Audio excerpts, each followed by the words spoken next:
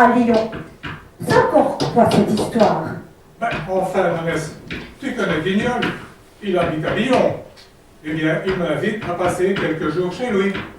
C'est ça, oui. Encore un prétexte pour aller faire la fête avec tes copains. Mais non, Nanès, c'est sérieux, je t'assure. Et puis d'abord, qu'est-ce que vous allez faire à Lyon? Ben, en fait, voilà, c'est un festival de marionnettes. Et Guignol m'a demandé d'y aller pour présenter les marionnettes liégeoises. Et il y aura des femmes à ce festival. Parce que je vous connais, moi, monsieur Tchanquet. Dès que je ne suis pas là pour vous surveiller, vous en profitez pour faire de jolis cœurs auprès de ces dames. Ben, je sais pas, mon Nanès, s'il y aura des femmes. Je suppose que oui. Et moi, pourquoi est-ce que je ne suis pas invitée? Ben, je n'en sais rien, mon Nanès. Guignol ne m'a rien dit. Et ça, tu n'as pas demandé, évidemment. Ben, j'y ai pas pensé.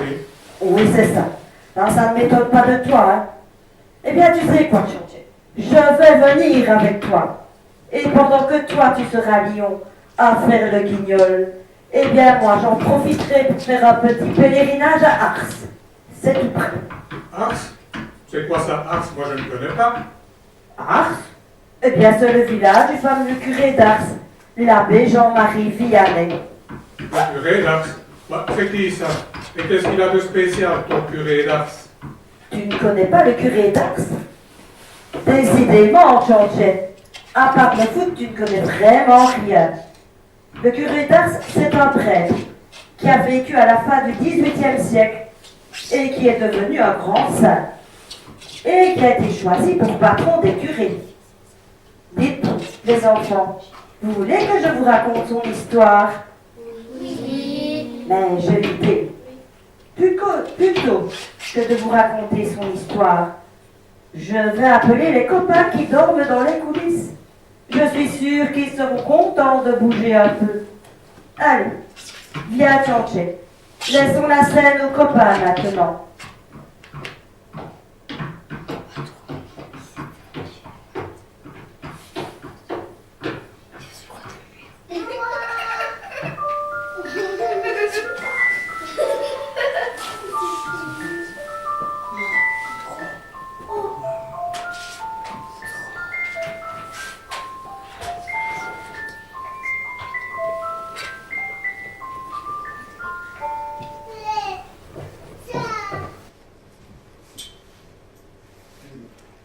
Et alors, mon cher Dorel, est-ce que vous l'avez vu? Vous lui avez parlé? Ah, mon cher ami, j'en suis encore tout retourné. Eh bien, allez-y. Racontez-moi ce qui s'est passé. Eh ben, vous me connaissez, hein? Vous savez bien que moi, les églises, j'ai toujours préféré les voir de l'extérieur. Et encore. Et les curés avec tout leur cinéma, il ne faut pas en parler, hein? Mais avec tout ça, c'était avant que je ne le rencontre lui. Je dois admettre qu'avec lui, c'est différent. En discutant avec lui, j'avais l'impression qu'il me connaissait mieux que je me connais moi-même. Ah ben, vous voyez bien, je vous l'avais dit, ce curé est vraiment exceptionnel. Ben, c'est le moins qu'on puisse dire, hein. Et puis, tous les miracles qu'on raconte à son propos, je finirais bien par croire que tout ça est vrai. En tout cas, certains sont absolument indéniables. Vous avez entendu de la jeune fille de Montcharnin? Oui, celle qui avait une jambe plus courte que l'autre, oui. Eh bien, c'est ça, oui. Eh bien, 10 centimètres, hein, ce n'est pas rien. Eh bien, l'abbé Vianney lui a dit que le bon Dieu la guérirait au fur et à mesure qu'elle serait plus obéissante vis-à-vis de sa mère. Oui, et parbleu, il paraît qu'elle avait un fameux caractère. Eh bien, sa jambe s'est allongée progressivement au fil des mois. Et maintenant, elle ne boit plus du tout. Mais c'est vraiment incroyable. Et pourtant, c'est la vérité. Certains affirment même qu'il lui arrive de deviner ce qu'on pense. Moi, je finirais bien par le croire, moi aussi. Vous étiez là, tout à l'heure, quand il m'a remarqué à travers la foule, et il s'est dirigé vers moi. Ben oui, j'étais là. Même que tout le monde pensait que c'était votre chien qui l'intéressait. Bah oui, c'est un peu ça quand même, hein. Mais en réalité, ce n'était pas pour le chien qu'il est venu vers nous. C'était pour moi. Et alors, qu'est-ce qui s'est passé? Il a dit quelque chose? Moi, j'étais un peu trop loin, je n'ai pas entendu ce qu'il disait. Eh bien, il m'a regardé dans les yeux, droit dans les yeux. Puis il m'a dit, « Ah, mon ami, il serait à souhaiter que votre âme fût aussi belle que votre chair. » Ah oui? Et c'est tout? C'est tout, oui. Mais quand même, j'ai senti son regard me pénétrer jusqu'au plus profond de l'âme. Et je me suis alors vu avec des yeux nouveaux. comme si je découvrais vraiment qui je suis pour la première fois. Ah oui, je vois bien ce que vous voulez dire. Plusieurs personnes ont déjà ressenti ça en parlant avec lui. En plus, on dirait qu'il devine le péché avant même qu'on le lui avoue. Eh bien, alors je me suis mise à pleurer, comme un enfant. Vous vous rendez compte? Moi, François Dorel, moi qui me suis toujours méfié des curés et de leurs histoires. Alors lui, sans que je dise rien, m'a rappelé tous les péchés que j'avais commis. Puis il m'a invité à me confesser. Et alors, je me suis senti soulagé d'un tel point que j'ai cru que j'allais m'envoler. Eh bien, vous pouvez dire que vous avez eu de la chance. Vous savez que, malgré tout le temps qu'il consacre aux confessions, parfois jusqu'à 16 heures par jour, il faut souvent attendre plusieurs jours avant d'être reçu. Moi-même, ça fait déjà 2 jours que je suis là, en attendant qu'il puisse me recevoir pour m'éclairer sur ma future vocation. Ah oui, mon cher Monet, je me rends bien compte maintenant de la chance que j'ai eue. Aussi, je suis bien disposé à changer de vie et à revenir à la pratique de la religion. Ah, vous ne pouvez savoir à quel point je suis heureux de vous entendre dire ça, mon cher. Vous voyez, je vous l'avais bien dit, ce curé est vraiment exceptionnel. Et à présent, je me sens libéré d'un tel poids. Ah, j'avoue que depuis des années, je ne faisais que me moquer des prêtres, me moquer de la religion. Mais je me rends compte maintenant de tout le mal que j'ai fait et du risque que j'ai couru pour le salut de mon âme. Oui, mais enfin, vous savez, ça ne sert à rien de ressasser le passé. L'important, c'est que maintenant, vous soyez revenu sur la bonne voie. Oui, et c'est bien grâce à l'abbé Vianney. Je me demande bien comment je pourrais le remercier. Oh, ben vous savez, il n'acceptera jamais rien. Il vit de la façon la plus pauvre qui soit. Quand il est arrivé ici, à Ars, il a même renvoyé les meubles qu'on avait mis à sa disposition, se contentant d'une misérable paillasse sur laquelle il ne dort d'ailleurs que quelques heures par nuit. Et comme nourriture, c'est tout juste s'il avale 2 ou 3 pommes de terre par jour, qu'il cuit une fois par la semaine, une fois la semaine pour gagner du temps. Et quant à sa soutane, eh bien, vous allez le voir à quel point elle est usée. Eh bien, justement, comme je dispose de quelques biens, je pourrais lui en faire profiter. Ce serait une bonne façon de me faire pardonner ma vie passée, non? Oh, c'est inutile. Je sais bien qu'il refusera. Il préfère mener cette vie de pénitence. Il dit que c'est peu payé pour obtenir la conversion des pécheurs. Comme notre Seigneur, il se plaît à souffrir pour le salut des âmes. Ah, je vous l'ai dit, ce curé, c'est un saint. Mais alors, qu'est-ce que je peux faire? Bien, tout simplement revenir à la pratique religieuse en observant les commandements de Dieu et de l'Église. Et c'est tout? Ben, le bon Dieu ne demande pas à tous de faire des choses extraordinaires. Beaucoup de chrétiens sont devenus saints en menant une vie normale. Mais, quand même, tout l'argent que j'ai accumulé au cours de ma vie, qu'est-ce que je vais bien pouvoir en faire? Oh, ben, pour ça, vous n'avez pas à vous tracasser. Il y a suffisamment de pauvres ici à Ars et dans les villages aux alentours. Par contre, notre curé, s'il ne veut rien pour lui, quand il s'agit du bon Dieu, il estime que rien n'est trop beau. Aussi, je suis sûr qu'il vous serait reconnaissant si vous vouliez bien participer à la restauration de l'Église. Eh bien, c'est une excellente idée. Je vais donc m'y employer, mon cher Monet. Quant à vous, j'espère bien que vous n'aurez plus trop à attendre longtemps et que notre bon curé pourra vous éclairer sur votre vocation. Je n'en doute pas, mon cher Laurel. À bientôt, et que Dieu vous garde. Ah, merci, Monet. Que Dieu vous garde, vous aussi, ainsi que les vôtres.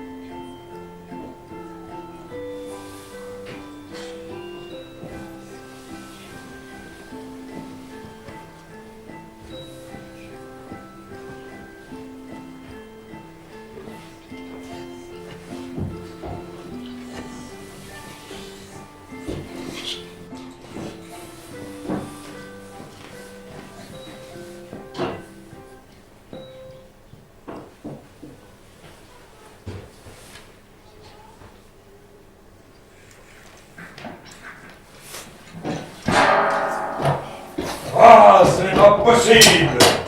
Qu'est-ce que c'est que ce curé? En plus, tout va à volo. On ne peut pas le laisser faire, il faut agir. Ah, qui est encore chargé du village d'Ars? Qui? Ah oui, c'est Grappin. Grappin! Grappin au rapport! Oui, me voici, chef. Toujours à votre service. Toujours à mon service. Et c'est ça ce que tu appelles être à mon service? Oui, chef. Qu'est-ce qu'il y a, bon? Bon, c'est bien toi qui t'occupes du village d'Ars. Le village d'Ars? Oui, chef. Tout va très bien ici. Ce village est entièrement à nous. Il ne pense qu'à rire, à boire et à s'amuser. Parce que tout va bien d'après toi? Dis donc, je ne sais même pas quand remontent tes dernières informations. Et il est grand temps que tu te mettes à jour. C'est la catastrophe ici. La catastrophe? Comment ça, la catastrophe? Ne me dis pas que tu n'as pas entendu parler du curé d'Ars. Le curé d'Ars? Mais c'est un ignorant, chef. Il a d'ailleurs eu bien du mal à devenir prêtre. Et on l'a envoyé ici parce que c'est le village le plus reculé de toute la France. Peut-être bien, mais en attendant, ce curé n'arrête pas de faire des conversions. Il passe ses journées à confesser les pécheurs. Et ça fait des centaines et des centaines d'âmes qui échappent à l'enfer à cause de lui. Oh, mais tout ça n'est qu'un peu de pain, chef. Vous allez voir. Il va vite s'épuiser avec les pénitences qu'il s'impose. Il ne tiendra jamais le coup. Et de toute façon, tous ces pécheurs qu'il confesse auront tout fait de retomber dans leurs péchés. Et nous allons les récupérer en moins de temps qu'il ne faut pour le dire. Et qu'est-ce que tu en sais? On ne connaît pas l'avenir, vous autres démons. Oh, vous pouvez faire confiance, chef. Vous verrez, bientôt, plus personne ne se souviendra du curé d'Ars. Moi, je n'en suis pas si sûr. De toute façon, il faut faire quelque chose. Tu es responsable du village d'Ars, donc c'est à toi de t'en occuper. Et débrouille-toi pour me débarrasser de ce curé. Oh là, fini la tranquillité. J'étais pourtant bien peinard ici, mais il a encore fallu que le patron s'enlève. Bon, réfléchissons. Qu'est-ce que je vais bien pouvoir faire? Oh, à mon avis, il suffira de l'effrayer un peu pour l'amener à prendre la poudre d'escampette. Je pourrais aussi mettre le feu à sa maison. J'ai toujours bien aimé jouer avec le feu, moi. Ah, finalement, je crois que je vais bien m'amuser, moi, avec ce petit curé.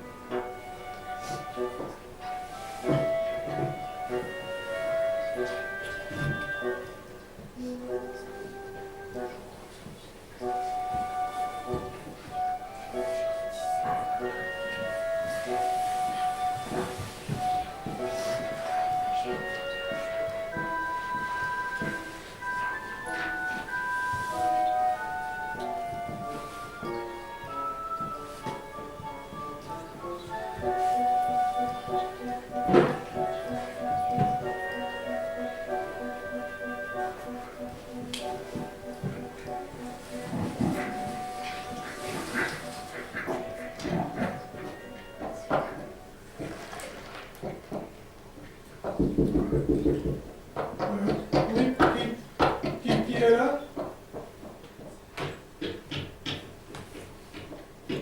C'est moi, Antoine. C'est bien Étienne. Ah, c'est vous, mademoiselle Devier. Je suis bien content de vous voir. Bonjour, Antoine. Comment allez-vous? Ah, maintenant que le jour est levé, je me sens mieux. Mais que s'est-il passé, Antoine? Vous êtes tout pâle. Ben, vous savez, après la nuit que j'ai passée, Comment? Vous avez passé la nuit ici? ben oui, je voulais en avoir le cœur net, mais j'en tremble encore. Et vous avez vu quelque chose? Vu, non, mais entendu, alors ça oui. Et qu'est-ce que vous avez entendu? Racontez-moi. Ben, en fait, c'est vers minuit que tout a commencé. Monsieur le curé venait à peine de se coucher. D'abord, ce n'était que des petits bruits.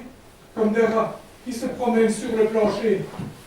Ça a duré un certain temps, puis les bruits sont devenus de plus en plus forts, comme si quelqu'un tapait sur la porte et sur les murs. En même temps, j'ai commencé à entendre des voix. Au début, ce n'étaient que des blagues, puis ce furent des cris dans une langue inconnue. Ah, j'en frissonne encore. Oh là là, moi je crois bien que j'en serais morte d'épouvante. Et encore, ce n'est pas tout. Après ça, ce sont les meubles qui ont commencé à bouger. J'entendais son lit qui se soulevait, puis qui retombait lourdement sur le sol. Puis j'ai entendu une voix rauque qui disait « Vianney, Vianney, tu n'es pas encore mort. Ah, je t'aurai bientôt. » Antoine, ce n'est pas possible. Et ce matin, quand je suis entré dans sa chambre, il y avait même des traces de feu sur le mur et sur son lit. Et vous croyez vraiment que c'est le démon? Pour ça, mademoiselle, il n'y a aucun doute. C'est bien le grappin, comme il l'appelle. On aurait pu croire qu'il s'agissait de voleurs ou d'un plaisantin. Mais vous savez qu'il a neigé hier soir. Eh bien, ce matin, il n'y avait pas la moindre trace de pas dans la neige. C'est donc que personne n'est entré dans la maison. Oh, vous me faites peur, Antoine. Heureusement, ça ne se passe jamais que pendant la nuit. Et lui, que dit-il de tout ça? Oh ben lui, finalement, il reste très calme. On dirait même qu'il se réjouit de ces manifestations. Ce matin, il m'a même dit « Ah, ce vilain grappin, il se met en colère. C'est bon signe. Il va nous venir des pécheurs. » En tout cas, avec tout ce que vous m'avez raconté, moi je n'oserais jamais passer une nuit dans cette maison. Mais, au fait, mademoiselle, vous vouliez le voir? Oui, je venais lui apporter des attentions de messe.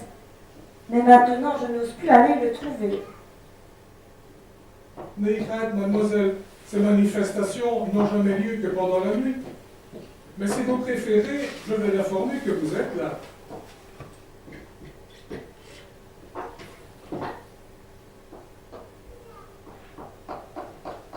Bonjour, mademoiselle Durier. Comment allez-vous?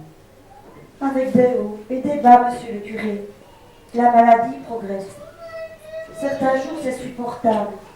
Mais d'autres fois, la souffrance devient intolérable. Et justement, je voulais vous demander si vous vouliez bien dire quelques messes à mon intention, afin que le Seigneur m'apporte la guérison, ou qu'il m'emmène auprès de lui, car la maladie devient de plus en plus difficile à supporter. Oh, bien sûr, mademoiselle. Vous pouvez compter sur moi. Merci, monsieur le curé.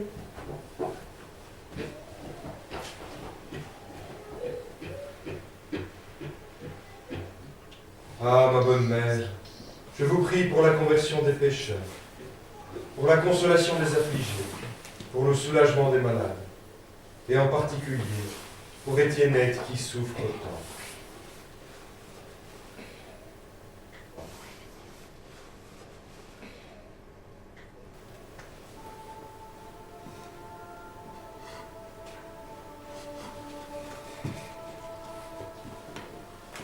Elle guérira, mais plus tard.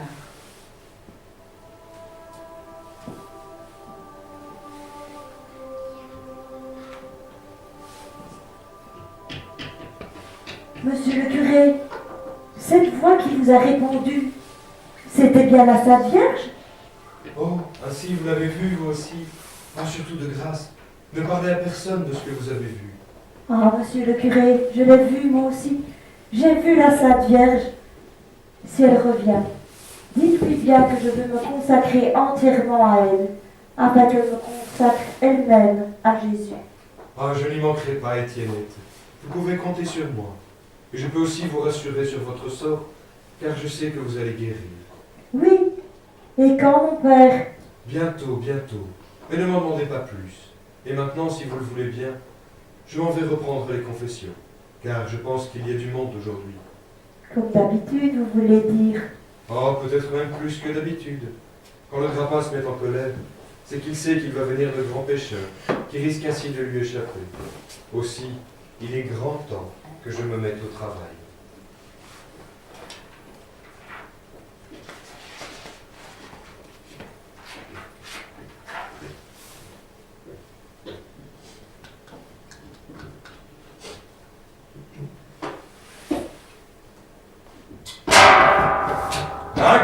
coupable. Tu vois bien que c'est raté. Et pourtant, chef, j'avais sorti la grosse artillerie. J'ai tout fait pour l'impressionner. Je pensais qu'en lui faisant peur, ce serait suffisant pour qu'il s'enfuit loin d'ici. Mais moi, ça ne m'étonne pas. Une attaque directe de ce genre, ça ne peut réussir qu'avec des gens médiocres. Mais avec des personnages comme celui-ci, il faut agir avec finesse, utiliser les faiblesses de son adversaire. À ce propos, est-ce que tu as remarqué quelque chose de particulier chez lui? Non, chef.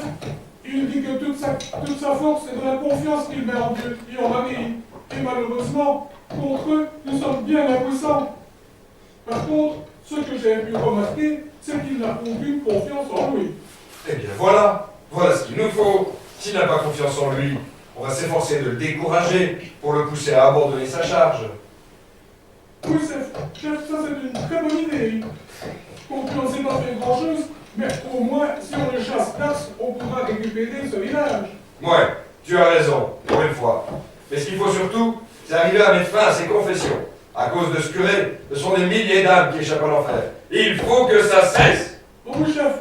Et d'ailleurs, je crois bien que j'ai un plan. Bon, mais fais attention, hein. Maintenant qu'il nous a repérés, il va être sur ses gardes. Oh, ne vous inquiétez pas, chef. Je saurai me montrer discret. Bon. Eh bien, je vais aller me cacher dans un coin. Et plutôt que d'intervenir directement, je vais me contenter de lui faire des suggestions. Ainsi, tant qu'il ignorera ma présence, il pensera que ces idées viennent de lui. Oh, mais j'entends du bruit, c'est sûrement lui qui arrive. Voilà, je vais me mettre à l'abri dans mon petit coin, comme ça je pourrai facilement lui souffler des pensées négatives.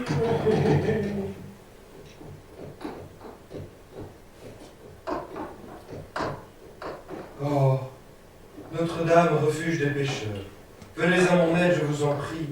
J'ai tant besoin de votre soutien. Sans vous, je ne puis rien. Oh, aidez-moi à sauver ces âmes. Vianney, tu n'en es pas capable. Sauveras-tu seulement ton âme? Tu crois faire du bien, mais tout ça n'est qu'une illusion. Oh, si au moins j'étais capable de faire la volonté de Dieu, si j'étais sûr que je faisais la sienne. Oh, j'ai eu tant de difficultés pour devenir prêtre. Je me suis entêté. Peut-être ai-je eu tort. Bien sûr, c'est par orgueil que tu es devenu prêtre.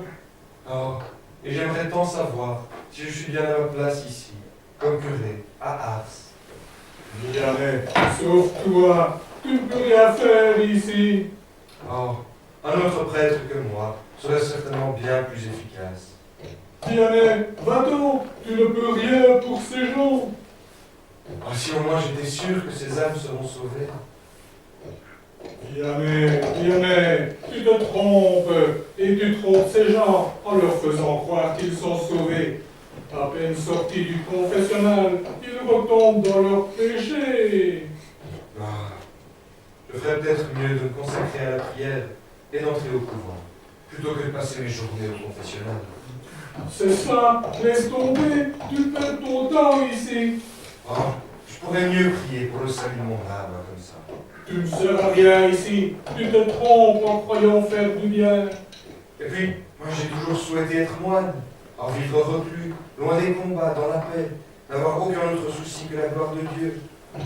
Eh bien, qu'attends-tu? Quitte cette paroisse, laisse-nous Ars, contente-toi d'essayer de sauver ton âme. Oh, je suis si fatigué de ces luttes, et c'est si difficile. Peut-être, tout simplement, que le bon Dieu me veut ailleurs. Allez, vas-y, sauve-toi, Vianney, un peu de courage. Au monastère, si tu veux, mais débarrasse-nous de ta présence. Oh, eh bien c'est décidé. Je m'en vais. Je quitte Ars. Je trouverai bien un monastère où l'on acceptera de me recevoir.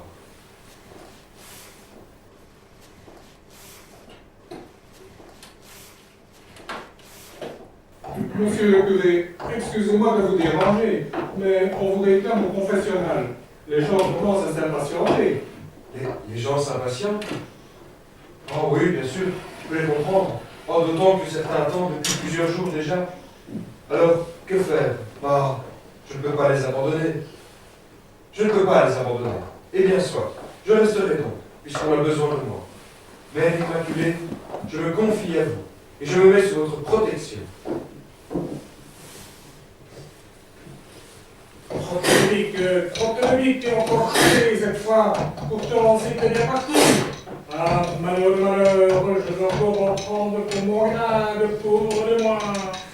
Je sens que je dois encore ramasser à 100 points. Tout mon Dieu, qu'est-ce que j'ai pu? Oh, c'est pas juste, c'est pas juste. Je suis désolé, chef. J'ai fait tout ce que j'ai pu, mais il est vraiment trop fort pour nous. Oui, j'ai vu ce qui s'est passé. Évidemment, s'il met toute sa confiance en l'Immaculée, nous n'en viendrons pas à bout. Eh bien, soit. Nous avons perdu une bataille, mais la guerre est loin d'être finie. Aussi, on se reverra. Soyez-en sûrs.